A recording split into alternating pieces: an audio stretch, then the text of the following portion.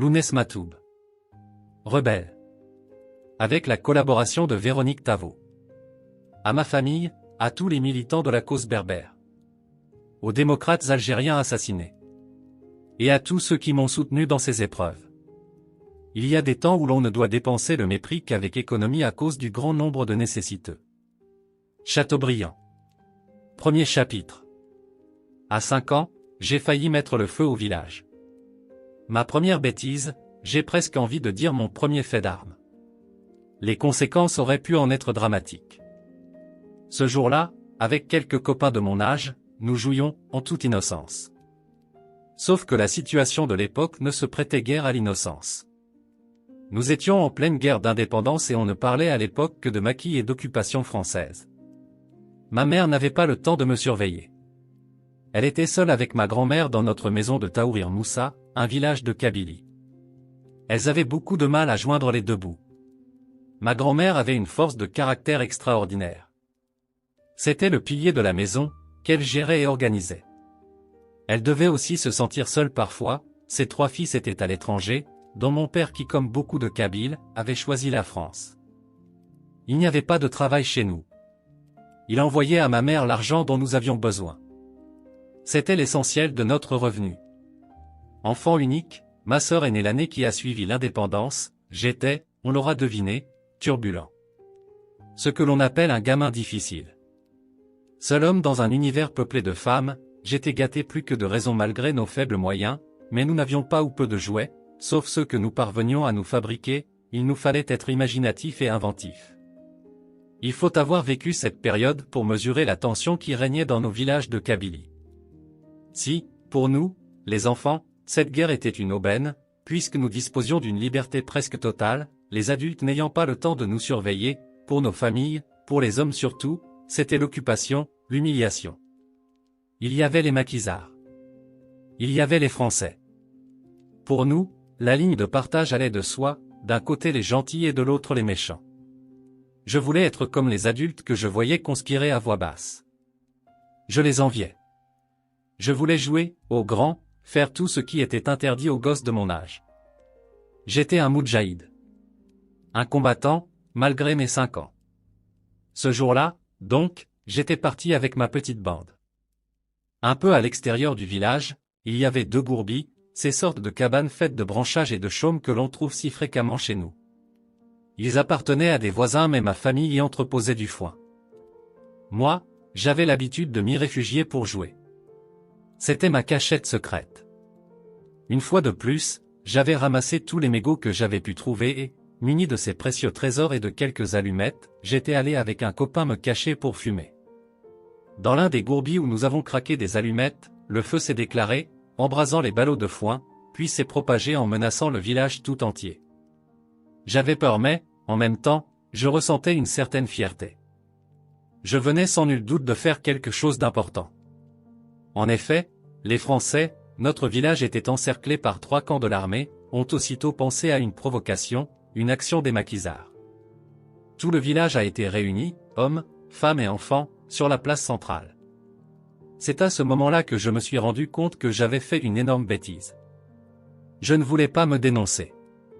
Mes copains non plus, d'ailleurs, nous avions trop peur. Une fois l'incendie éteint, les habitants ont cherché les coupables. L'événement était assez grave pour que tous les moyens aient été mis en œuvre afin de démasquer le ou les incendiaires. Je ne me souviens plus de la façon dont les choses se sont exactement déroulées, mais, à mon grand effroi, nous avons fini par être découverts. Les voisins propriétaires des gourbis s'étaient adressés aux maquisards pour obtenir réparation, à l'époque, malgré leur clandestinité. Ils continuaient à organiser la vie du village au nez et à la barbe des Français. Chaque fois que cela s'avérait nécessaire, ils rendaient la justice. Et leurs décisions étaient absolument sans appel, personne n'aurait osé s'opposer à eux. Ils sont donc venus chez nous et ont demandé à ma mère de leur livrer le coupable, dont ils avaient appris le nom, afin de le juger. Ma mère est allée me chercher. Je n'étais pas bien grand et elle m'a installé sur son dos, comme les femmes le font chez nous. La voyant revenir apparemment seule, les maquisards, un peu énervés, lui ont demandé où était l'auteur du délit. Là, leur a simplement dit ma mère, et elle m'a désigné du doigt. Ils s'attendaient à voir un adulte, ils ont découvert un petit bonhomme de rien du tout. Pris d'un fou rire, ils ont eu cette réflexion, des gosses comme ça voudraient-ils incendier des villages? Ils sont l'innocence même. C'est cette innocence qui m'a sauvé d'une raclée certaine. Je m'en étais, cette fois-là, plutôt bien tiré. Nous étions en 1961. Nous vivions des moments difficiles, des moments importants pour notre histoire et pour l'avenir de notre pays. Les souvenirs que j'ai gardés de mon enfance, comme celui-ci, sans doute le plus lointain, sont à la fois riches et tendres, ils ont très profondément marqué le petit garçon que j'étais. J'étais turbulent, je le suis toujours. Rebelle. Je le serai toute ma vie. Je suis né le 24 janvier 1956 sur les hauteurs du Djurdjura, dans une famille modeste. Ma mère, une femme merveilleuse, a toujours fait tout ce qu'elle pouvait pour atténuer l'absence de mon père. En 1946, il avait dû quitter le pays pour aller en France, seul moyen à l'époque de faire vivre sa famille. De lui, nous avions peu de nouvelles. De temps en temps, une lettre nous parvenait. Il nous disait que, loin des siens, la vie n'était pas facile. Nous lui manquions beaucoup, comme lui manquaient aussi ses montagnes, son pays, ses repères. C'est en France qu'il a vécu les premiers soulèvements de la guerre d'indépendance, en 1954, ces événements, comme on les appelait alors, qui allaient devenir la guerre d'Algérie. Ma mère n'avait pas la tâche facile avec moi. Elle tenait à la fois son rôle et celui du père. Elle devait travailler dur pour m'élever. Souvent j'allais la rejoindre dans les champs où je la regardais, des heures durant.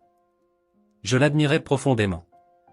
Elle travaillait dans nos champs mais également dans ceux des autres. Lorsque j'allais la voir, après l'école ou les jours de vacances, elle était tout le temps en train de chanter avec les autres femmes. Elle s'interpellait d'un chant à l'autre et reprenait en chœur de superbes chants kabyles, tout en gaulant les olives. Lorsque ma mère était à la maison, quelle que fût sa tâche, elle chantait. En roulant le couscous, en rangeant, elle chantait. Je crois que c'est elle qui m'a véritablement initié à la chanson. Sa voix est très belle, plus belle que la mienne, avec quelque chose d'envoûtant, de doux et puissant à la fois. Dans le village, lors des fêtes et des veillées funèbres, c'est à elle que l'on faisait appel. Cette voix m'a bercé toute mon enfance.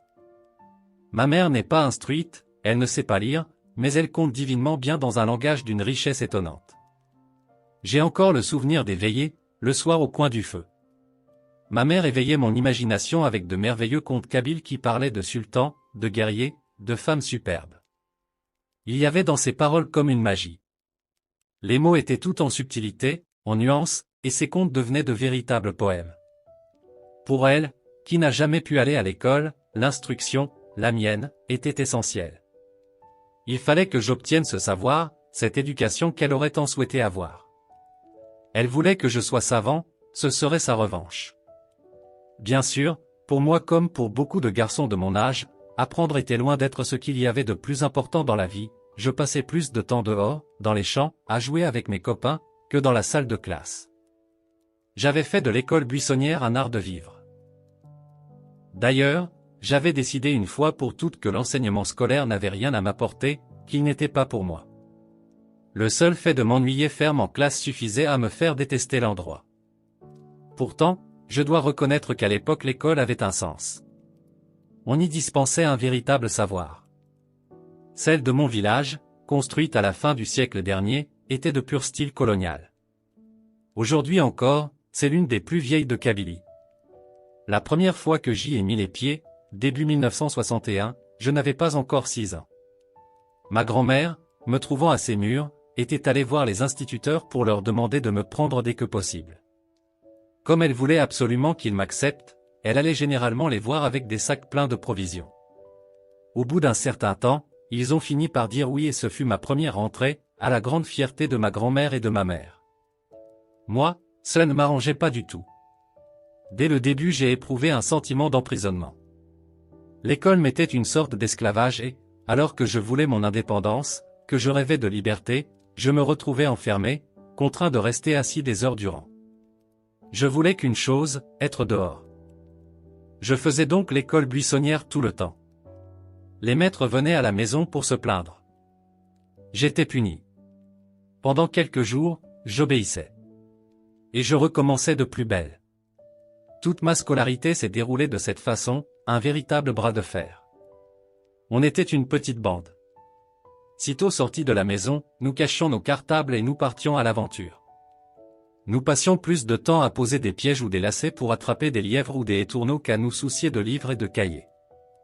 Pour cela, nous allions juste à proximité du village. Nous déterrions des vers qui nous servaient d'appât. Ensuite, nous posions les lacets pour attraper des oiseaux, comme nous l'avions vu faire aux adultes. Parfois nous manquions notre coup et nous n'attrapions rien. Parfois il nous arrivait de piéger des grives. Ma mère me grondait tout le temps. Pour que je n'ai pas l'alibi de courir les champs, c'est elle qui tendait des lacets et des colliers. Il lui arrivait de ramener dans sa gibecière plus d'étourneaux ou de griffes que n'importe quel homme du village. Je guettais son retour du champ pour savoir combien de grives elle avait dans sa hotte.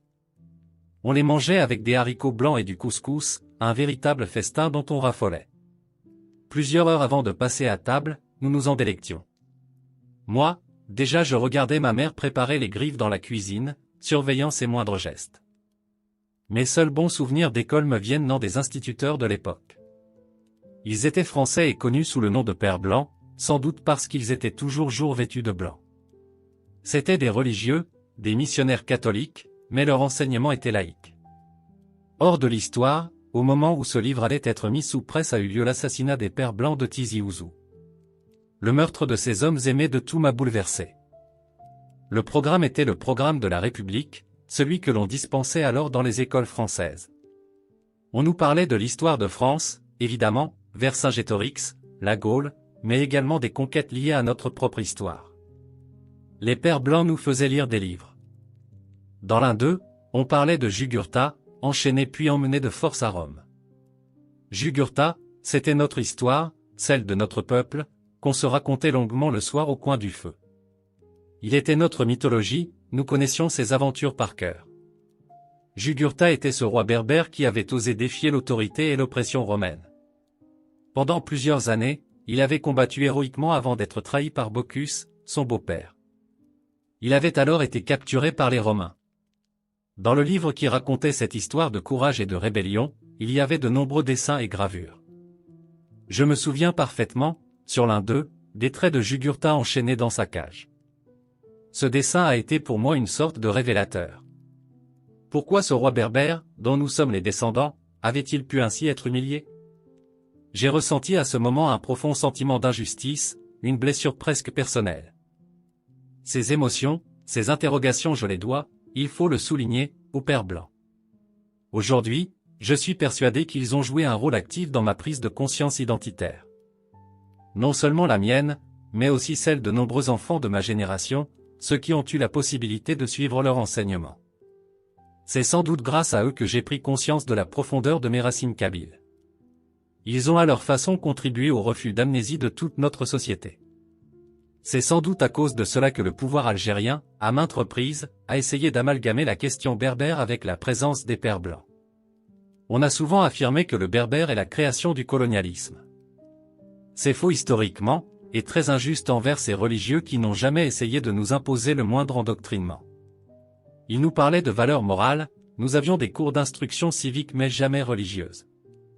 Leur enseignement m'a profondément ouvert l'esprit, il ne l'a pas dévoyé ou annexé. Certains Pères Blancs n'hésitaient pas à s'impliquer dans le combat. À ma connaissance, cependant, aucun n'a rejoint le maquis.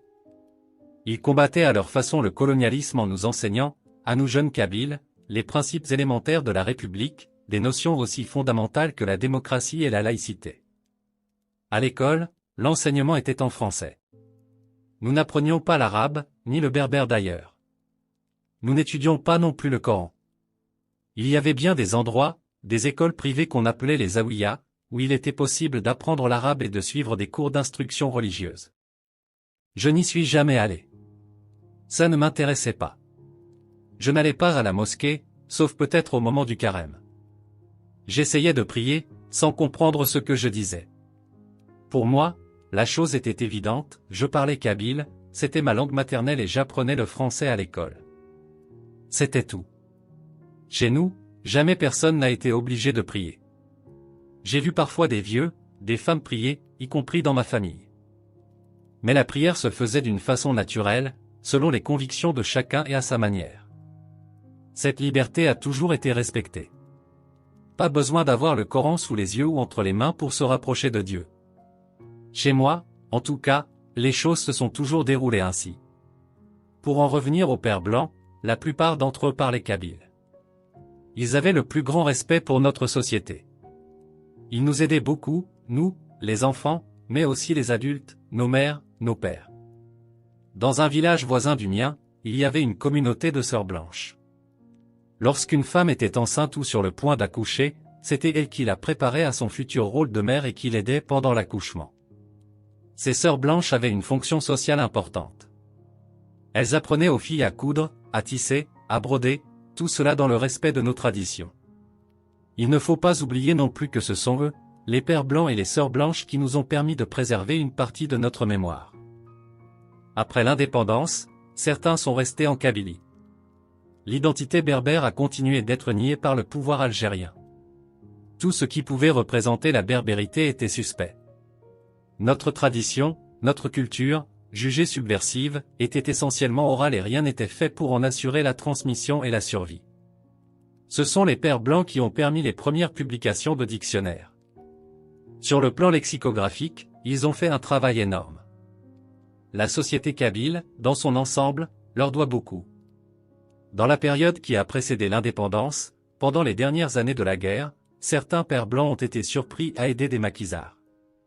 Ils leur donnaient de la nourriture, parfois même ils les cachaient. Je me souviens très bien de l'un d'entre eux, il s'appelait le Père Max. Lorsque l'armée française a découvert qu'il ravitaillait des responsables du maquis, il a été muté. On l'a envoyé à l'autre bout de l'Algérie, très loin de la Kabylie. Je l'ai revu bien plus tard après l'indépendance. Il avait la charge de l'église Notre-Dame d'Afrique à Alger. Il est devenu un ami de la famille. À plusieurs reprises, je lui ai proposé mon aide pour la restauration de l'église Notre-Dame. À cette époque, l'armée française était sur les dents et omniprésente. La Kabylie n'échappait pas à cette occupation. Région montagneuse, couverte de forêts et très escarpée, la Kabylie abritait de nombreux maquis, c'était sa fierté. Tout Kabyle était d'emblée considéré comme suspect aux yeux des Français. Nous étions un bastion sous très haute surveillance. J'étais moi, très jeune, mais je garde présent à l'esprit des souvenirs précis de ces années. Enfants, mes camarades et moi, nous jouions évidemment à la guerre. Nous en avions une en face de nous qui nous servait de modèle, nous étions aux premières loges. Les deux camps étaient parfaitement déterminés, il y avait les maquisards, les moudjahidines, nos héros. Et les autres, ceux que nous méprisions, l'ennemi, les soldats français. Le premier souci était de se fabriquer des armes. Ceux qui étaient le mieux armés avaient un avantage considérable, les autres et surtout, suprême honneur, pouvaient désigner ceux qui seraient dans camp ou dans l'autre.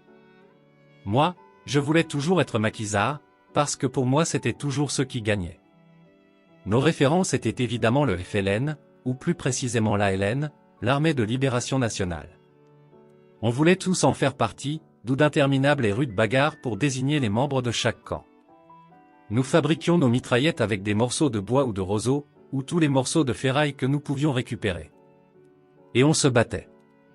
Les batailles étaient sanglantes à souhait, il y avait beaucoup de morts. Il y avait aussi les traîtres, que l'on torturait jusqu'à ce qu'ils avouent.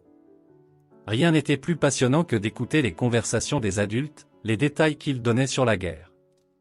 Enfants, nous ne comprenions pas tout, mais suffisamment pourtant pour nous inspirer le lendemain du récit entendu la veille. Tel maquis était venu à bout d'une patrouille. Les Français font machine arrière à tel endroit. Nous vivions tout cela d'une manière intense. Nous nous trouvions héroïques. Le soir, je racontais fièrement mes exploits. Ma mère et ma grand-mère écoutaient d'une oreille distraite. Mais qu'importait? L'armée française était partout.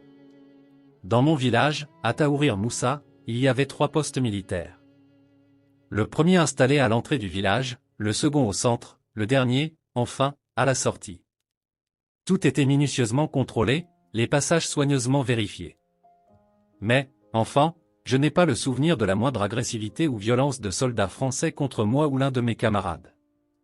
Ils étaient même plutôt gentils. Je me souviens que mes copains et moi, dès que nous le pouvions, nous nous approchions du poste qui se trouvait dans le village. Notre objectif, pénétrer à l'intérieur sans être vu, à la manière des maquisards. Nous nous disions alors que c'était un glorieux fait d'armes que nous étions en train d'accomplir. Et on volait tout ce qui pouvait l'être, c'étaient nos prises de guerre. Il y avait, près de l'entrée, une sorte de dépôt d'ordures sur lequel les Français déversaient tout ce dont ils voulaient se débarrasser. À plusieurs reprises, nous avons escaladé les grilles de protection pour aller fouiller les tas d'ordures. Plusieurs fois nous avons ramassé des boîtes de camembert, de sardines ou de thon. Des boîtes périmées dont les Français se débarrassaient. Nous les rapportions chez nous ou nous les mangions entre copains. Jamais nous n'avons été malades, à croire que notre bravoure nous immunisait. Je me souviens également que ma mère élevait quelques poulets et des lapins pour améliorer notre quotidien. Une fois, un soldat français est venu lui acheter un lapin. Quelques jours plus tard, nous avons aperçu le lapin qui n'avait toujours pas été tué. Ma mère est venue avec moi et m'a fait la courte échelle. J'ai escaladé le muret de protection et j'ai récupéré notre lapin. Une semaine plus tard, ma mère a revendu au même soldat le lapin qu'il avait acheté la semaine précédente. J'étais très fier, nous avions berné les Français. Nous avions 2 fois plus d'argent sans avoir été pris en flagrant délit de vol. Les jours suivants, j'ai surveillé de nouveau le camp, cette fois plus de traces du lapin. Il y avait pourtant ce lieutenant qui nous terrorisait, nous les gosses. Moi particulièrement, parce qu'il avait la réputation d'aimer les chats. Pour moi, aimer signifiait manger, or j'avais un chat que j'adorais. Chaque fois que ce lieutenant approchait, je me précipitais vers mon chat pour le cacher. Si les Français mangeaient les chats, il fallait d'autant plus s'en méfier. Il y avait des moments plus difficiles. Par exemple, lorsque l'armée française faisait des opérations de ratissage à la recherche de maquisards. Ou lorsque les soldats investissaient ce qu'ils estimaient être des centres de ravitaillement. Nous étions alors réveillés au milieu de la nuit. Tout était retourné, fouillé. Nous ne pouvions rien faire, rien dire. L'opération durait parfois plusieurs heures. Après, il fallait de nouveau tout ranger, essayer de tout remettre en ordre. Vers la fin de la guerre, en 1961, ce type d'opération s'est multiplié. Parfois les maquisards descendaient dans les villages pour, je suppose, chercher de la nourriture. Il m'est arrivé de les voir, c'était chaque fois des moments de grande fierté. Je me racontais 1000 fois la scène en prévision de ce que j'allais dire le lendemain à mes copains. Une nuit où j'avais dû veiller avec ma mère et ma grand-mère, ils sont arrivés. Je m'en souviens parfaitement, j'étais très ému. Ils étaient 4. Je leur ai dit que je voulais être moi aussi un moudjahid. L'un d'entre eux m'a mis une mitraillette entre les mains et a dessiné, avec un restant de café, une moustache au-dessus de mes lèvres. À ce moment, j'ai eu le sentiment d'être un véritable combattant. Il y avait aussi les arrestations sommaires, les tortures, dont on parlait beaucoup durant toute cette période. Une fois, en rentrant de l'école, mes copains et moi nous avons vu 3 hommes pendus à un arbre. L'image était très dure. Elle est gravée dans ma mémoire. Aujourd'hui encore, je revois ces 3 cadavres, la peau déjà noire, le corps suspendu au bout de la corde. Des harkis, sans doute. Ils avaient été pendus par des maquisards. En fait, nous avions plus peur des harkis que des soldats français, c'était un sentiment partagé dans toute la Kabylie. Pour nous, les harkis étaient des renégats. Des gens qui trahissaient les leurs, des collaborateurs. Les soldats français n'avaient pas choisi de venir. Beaucoup étaient très jeunes et faisaient leur service militaire. Les harkis, en revanche, étaient d'ici. Certains étaient de nos villages, connaissaient nos familles et notre mode de vie. Il y a eu beaucoup de trahisons à cette époque. Nous avions très peur des descentes qu'ils pouvaient faire. Ma grand-mère, ma mère et moi, nous dormions dans la même pièce à cause d'eux. C'était devenu une hantise. À chaque bruit suspect, il y avait un vent de panique dans la maison. Ma grand-mère sursautait et pensait immédiatement aux harkis. Un jour, un harki de notre village est venu chez nous car il connaissait bien ma grand-mère. Il criait devant notre maison, « On l'a tué, en parlant d'un maquisard qui venait d'être abattu. Les craintes de ma grand-mère en ont été redoublées. À cette même époque, beaucoup de Kabyles qui vivaient à Alger sont retournés dans leur village à cause de l'OAS. Il y a eu tout à coup un afflux de ces gens que nous connaissions plus ou moins, mais surtout qui nous regardaient de haut parce qu'ils arrivaient de la grande ville. Nous étions, nous, des villageois, des montagnards, fiers de ce que nous étions. Ces intrus, qui ne cessaient d'afficher leur supériorité de citadins et nous considéraient ostentatoirement comme des rustres, nous exaspérait autant qu'il nous complexait. Nous étions surtout très jaloux des enfants qui, luxe suprême, avaient de vrais jouets, des objets qui nous paraissaient merveilleux à nous qui passions notre temps à bricoler, tant bien que mal ces choses approximatives que nous baptisions pompeusement jouets. Évidemment, ils ne nous prêtaient pas les leurs, ce qui a engendré un nombre de coups de poing dont nos parents se souviennent certainement encore. De l'indépendance, je n'ai que peu de souvenirs. On m'avait raconté que les Français allaient partir, et je trouvais cela plutôt bien. Surtout, je sentais que les adultes étaient euphoriques. Ils ne parlaient que de cela, ne pensaient qu'à cela. Le jour de l'indépendance, je ne suis pas sorti avec de petits drapeaux, mais je suppose que j'ai dû aller crier ma joie comme tout le monde. J'avais 6 ans. Pour moi, c'était une fête, peut-être un peu plus bruyante que les autres, mais c'est tout. Pendant toute la période de la guerre, je n'avais pas eu à souffrir de la faim ou d'autre chose. Ma mère, je pense, avait réussi à m'éviter toute mesure de rationnement.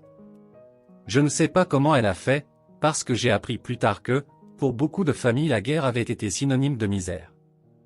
J'étais trop jeune pour me rendre parfaitement compte de ce qui se passait autour de moi. Et des difficultés que la guerre avait engendrées. Plus tard, en parlant avec ma mère, j'ai su qu'elle avait souvent eu du mal à trouver de la nourriture, l'argent était un problème constant. Elle a vécu les années de guerre dans un état d'angoisse permanent, regrettant l'absence de mon père. On croyait les atrocités de la guerre terminées avec l'indépendance. Malheureusement, il n'en fut rien. Une année après, les violences ont repris en Kabylie. Dès 1963, les officiers de la Wilaya 3, Kabylie, se sont opposés à Ben Bella, chef de l'État à l'époque. Les affrontements ont été très durs. Certains villages ont subi plus de brutalité à ce moment-là que pendant la guerre de libération. Il y a eu plus de 400 morts en Kabylie. À la suite du conflit frontalier avec le Maroc, des dissensions sont apparues entre les chefs kabyles. Une certaine confusion s'en est suivie. Mohamedou El Hadj, le vieux chef militaire, semblait en désaccord avec Aït Ahmed, le chef politique. Krim Belkacem, le signataire des accords d'Évian, n'a pas pu rejoindre cette opposition. Tout s'est très mal terminé. Les maquisards ont déposé les armes dans des conditions troubles. Aït Ahmed est resté en exil pendant plus de 20 ans. Les morts ont été un peu oubliés, mais cette forme de reddition, si peu conforme à nos traditions guerrières, a traumatisé les Kabyles pendant très longtemps. Il était très difficile après cela de prononcer un mot de berbère dans un bus de la capitale. Nous étions systématiquement suspects, notre langue interdite. Il a fallu attendre la génération de l'indépendance pour réhabiliter la Kabylie, notamment à travers le combat identitaire que nous menons toujours. Pour moi, comme pour beaucoup de Kabyles, l'épisode de 1963 à 1964 reste une déchirure qui a déclenché chez nous un véritable rejet de tout ce qui était arabe. Subir une mise à mort morale est certainement aussi dur que de subir des atrocités physiques. C'est du moins ainsi que nous avons, nous, vu les choses. À partir de 1963, je peux dire que mon éveil identitaire est allé crescendo. Les Kabyles étaient considérés comme inexistants, et l'injustice de ce déni m'indignait. À propos de ces moments troublés, des souvenirs me reviennent à la mémoire. Juste après les événements qui avaient ensanglanté une nouvelle fois la Kabylie, nous faisions une excursion à la rivière avec les élèves de ma classe. Tout à coup, nous entendons le crépitement d'une mitraillette, suivi quelques instants plus tard de coups de fusil. L'instituteur nous regroupe et nous nous dirigeons en hâte vers le village. Là, nous apprenons que 2 villageois qui travaillaient dans les champs, près de la rivière, avaient été abattus par des étrangers. Tous les villageois se sont alors mobilisés pour partir à la recherche des victimes. Arrivé à proximité des lieux du drame, quelqu'un entend un gémissement venant d'un taillis. C'était l'un des blessés. Il respirait encore, mais avait perdu beaucoup de sang. Il avait plusieurs balles dans le corps. Il fut immédiatement évacué à l'hôpital. Aujourd'hui, il vit toujours, il est marié et père de plusieurs enfants, mais celui qui était à ses côtés ce jour-là a été malheureusement mortellement blessé. Il laissait derrière lui 5 enfants. Cette tragédie endeuilla pendant longtemps mon village. Les assassins furent arrêtés quelques mois plus tard. C'étaient des déserteurs de l'Armée nationale populaire, ANP, de Ben Bella. Par peur d'être dénoncés par les 2 villageois qui les avaient vus, ils n'avaient pas hésité à les tuer. C'est ainsi que j'ai vu et vécu ces événements de mon enfance. À partir de là, tout s'est accéléré. J'ai commencé à afficher ouvertement mon rejet de l'arabe, lui préférant le français que j'apprenais à l'école. Le berbère, notre langue maternelle, était interdit. Il nous fallait une langue de substitution. Pour nous, il n'y avait pas de solution, hormis le français. Et lorsque, dans mes années de lycée, l'arabisation nous a été imposée par Boumedienne, nous avons été meurtris. Aujourd'hui, avec le recul, j'affirme que cette arabisation forcée m'a cassé intellectuellement. Non seulement moi, mais nombre de lycéens de mon âge. Cette décision autoritaire, en 1968, du ministre de l'Éducation de l'époque, Ahmed Talled, a été l'une des plus grandes erreurs du régime de Boumedienne. J'estime, au risque d'en choquer plus d'un, que la descente aux enfers de l'Algérie a commencé à ce moment-là. Aujourd'hui ce qui a commencé d'être semé en 1968. Ma génération, celle de l'après-guerre, s'annonçait prometteuse. Cette arabisation a brisé notre élan. Nous en avons maintenant le produit, le FI. Le Front islamique du salut est né de là, il s'est développé à l'école toute l'égalité. On lui a déroulé un tapis rouge. Pourquoi n'en aurait-il pas profité? Je n'ai jamais senti l'arabe comme ma langue. Et parce qu'on voulait me l'imposer, je l'ai aussitôt rejeté. Les responsables sont ceux qui, à l'époque, ont utilisé le ministère de l'Éducation comme un tremplin à des fins bassement politiques. J'avais été élevé sur les hauteurs de Kabylie, le kabyle a toujours été ma langue quotidienne, le français un instrument de travail. Tout à coup, on a voulu nous enlever ce qui avait été l'essentiel de notre culture. À aucun moment les enseignants, des Égyptiens que l'on avait fait venir de force, n'ont essayé de nous montrer l'avantage qu'il pouvait y avoir à apprendre l'arabe, il était obligatoire de l'apprendre, et cela au détriment des autres. Il nous fallait renier le berbère et rejeter le français. J'ai dit non. À chaque cours d'arabe, je séchais. Absence répétée, et donc des zéros à tout bout de champ, mais j'avais ma conscience pour moi. Chaque cours manqué était un fait de résistance, un bout de liberté gagné. Mon refus était volontaire et assumé. Cette langue n'a jamais voulu entrer en moi. Jusqu'à ce jour je ne connais rien ou presque de l'arabe. Je sais écrire mon nom, mon prénom, c'est tout. Je serais incapable d'écrire ma date de naissance. Est-ce un handicap pour moi dans mon pays? Non. En outre, j'assume totalement ce refus. Le fait d'imposer l'arabe correspondait à une volonté politique évidente d'écrasement et de négation, mais il avait aussi pour but d'effacer le double héritage historique que représentaient le berbère et le français. L'école francophone avait produit en Algérie une élite intellectuelle, et c'est sans doute cette élite que l'on a voulu réduire au silence. Il ne fallait plus rien produire. Tout ce qui sortait de l'école francophone était suspect et subversif. Plus question de parler d'ouverture d'esprit, de liberté de pensée et d'expression, tout cela devait être soigneusement contrôlé. Le gouvernement Boumedienne s'y est consacré. Nous en voyons aujourd'hui les résultats. Si je suis amer, c'est parce que je me rends compte du gâchis qui a résulté de ces années-là. Le français avait été pour moi une chance. Il m'avait ouvert l'esprit, m'avait apporté un savoir, une certaine rigueur intellectuelle. J'ai rencontré des auteurs et des textes fabuleux que je n'aurais jamais découverts si je n'avais pas eu accès à la langue française, Descartes, Zola, Hugo, le théâtre de Racine ou la poésie de Baudelaire, pour ne citer que quelques exemples. Tous ces écrivains ont modifié le regard que je portais sur le monde. J'ai également beaucoup lu les auteurs francophones de chez nous, des écrivains fantastiques comme Feraoun ou Maméry. Feraoun, ami de Camus, était d'un village proche du mien. Il a même été directeur de l'école de mon village. En 1962, il a été assassiné par l'OAS. Il s'est énormément exprimé en français parce que pour lui c'était naturel. Il m'a profondément marqué. Cet apprentissage a été bénéfique, constructif. J'ai le sentiment de posséder quelque chose d'important et de précieux. L'arabe, je suis désolé de le dire, n'a pas produit d'élite digne de ce nom en Algérie. Il a réprimé, étouffé, puis engendré ce que l'on peut voir aujourd'hui, une société qui ne sait pas où elle va, en perte d'identité. Le berbère, ma langue, est interdit. Cette langue si belle dans laquelle j'ai appris à parler, que j'utilise dans mes textes, qui me permet de faire mon métier de chanteur, reste indésirable en Algérie où elle n'est pas reconnue. Pas enseignée. Un paradoxe, pour le ministère algérien de l'Éducation nationale, elle n'existe pas, alors que nous sommes plusieurs millions à la parler. Alors, chaque fois que je parle dans ma langue, c'est comme un acte de résistance. C'est par notre langue que nous existons, plus elle sera bafouée, plus notre réflexe identitaire sera grand. Plus on séquestre notre langue, plus on la nie, plus il y aura résistance. Cette langue transmise par ma mère est mon âme. C'est grâce à elle que je me suis construit, que j'ai rêvé en écoutant des chants ou des contes. Cette langue porte des valeurs sûres. Des valeurs morales très profondes, comme la dignité, l'honneur, la rigueur, tout ce qui a fait notre peuple au cours des siècles. On a essayé de nous inculquer des valeurs qui n'étaient pas les nôtres. On a essayé de nous imposer des références qui nous étaient étrangères. Nous les avons rejetées, et nous continuerons à le faire. Ce qui est essentiel aujourd'hui, c'est notre combat identitaire. Si on ne le comprend pas, il est impossible de saisir ce qui se passe dans notre pays. Impossible également de comprendre la raison qui nous pousse, nous Kabyles, à être à la pointe de la résistance.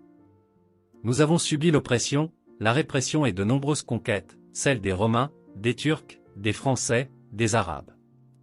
Malgré cela, il y a en Kabylie des musulmans, des chrétiens, des croyants et des non-croyants.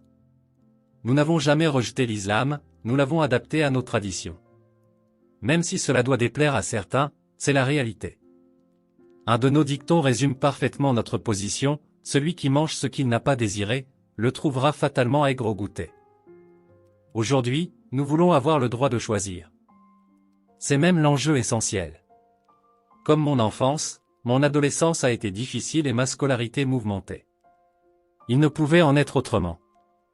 J'ai évidemment continué à faire l'école buissonnière, peut-être même de façon plus systématique. Je m'ennuyais sur les bancs de l'école, et le lycée, qu'on appelait SUAM, collège d'enseignement moyen, chez nous, n'y a rien changé. Dès la 6e, je me suis bagarré avec mes professeurs. Je préférais être ailleurs, dans les champs, à capturer des oiseaux. C'était l'une de mes distractions préférées. D'absence répétée en retard systématique, j'ai fini par être renvoyé de tous les collèges de ma région. J'ai dû en faire un certain nombre car plus le temps passait, plus j'étais envoyé loin de chez moi. Je n'ai jamais compté le nombre de fois où j'ai été renvoyé, cela doit être impressionnant. Un jour de 1974, alors que j'étais interne au lycée de Borj Menayel, il y eut un match important, l'Algérie jouait contre le Brésil. J'ai quitté le lycée pour aller le voir lorsque je suis rentré, il était fort tard et le surveillant général n'a pas voulu m'ouvrir la porte de l'internat. Je me suis battu avec lui à coups de poing. Le lendemain, j'étais une nouvelle fois renvoyé. À cette époque, je traînais beaucoup dehors. J'avais même commencé à voler des petits trucs par-ci par-là et à boire avec d'autres jeunes. J'étais sur une pente fâcheuse et les choses auraient d'ailleurs pu très mal tourner pour moi. Je me souviens d'un incident assez grave. Nous étions un petit groupe et nous sommes entrés dans un salon de coiffure. Pour une raison que j'ai oubliée, un des jeunes de la bande a commencé à m'insulter. Il était plus âgé et plus fort que moi. J'ai tout de suite violemment réagi. Sur le comptoir de la coiffeuse, j'ai vu un rasoir. Je l'ai pris et j'ai commencé à me battre avec. J'ai frappé celui qui était en face de moi, le touchant sérieusement. J'ai aussitôt pris la fuite, certain de l'avoir tué. Le soir venu, je suis allé devant chez moi pour voir si les gendarmes étaient là. Il n'y avait personne, mais j'ai préféré ne pas rentrer et j'ai passé la nuit dehors. Le lendemain, j'ai pris le premier autocar qui assurait la liaison Alger-Tizi-Ouzou. Arrivé au village, je me suis rendu chez une tante qui a immédiatement compris que quelque chose de grave s'était produit, j'avais du sang sur moi, j'étais couvert de boue, je ne devais pas être beau à voir. Je lui ai tout raconté et elle m'a raccompagné chez moi. De là, j'ai été emmené chez les gendarmes. Ma mère était en larmes et c'est peut-être ce qui m'a fait le plus de peine. À la gendarmerie, j'ai eu droit aux photos anthropométriques, aux empreintes et j'ai été conduit chez le procureur. Constat, procès verbal, 2 nuits de détention provisoire avant de retourner chez le procureur. Il me fait la leçon, le garçon que j'avais touché n'était heureusement pas gravement blessé, et me dit de ne pas recommencer. Comme j'étais mineur, il allait me relâcher. Je ne sais pas ce qui m'a pris à ce moment-là, je lui ai demandé une cigarette.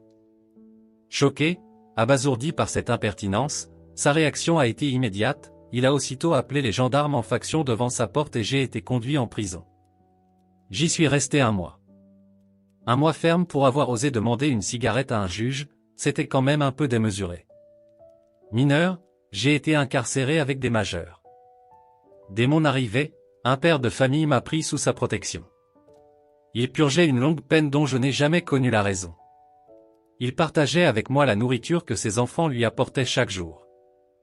Nous sommes devenus amis et souvent, par la suite, nous nous sommes revus à Tizi.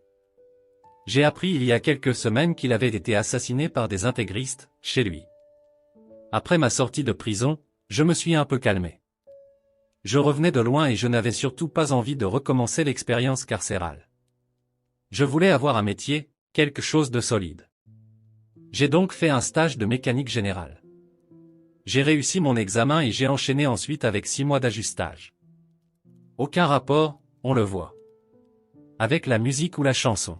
Je me disais qu'avec une formation sérieuse entre les mains je pourrais partir en France et trouver du travail là-bas. Dans le pire des cas, des cousins à moi, qui avaient une petite entreprise à Alger, pourraient m'engager. Pendant 6 mois, j'ai travaillé dur. Je voulais absolument réussir, c'était pour moi la seule porte de sortie. Un soir, en rentrant de l'atelier, on me tend une lettre. Elle venait de chez moi. C'était ma mère qui m'informait que je venais de recevoir l'ordre d'appel pour le service militaire. J'ai réfléchi, je pouvais demander un certificat de scolarité pour continuer mes études et obtenir ainsi un report d'incorporation. Je n'ai pas hésité longtemps. Le lendemain je partais au service militaire.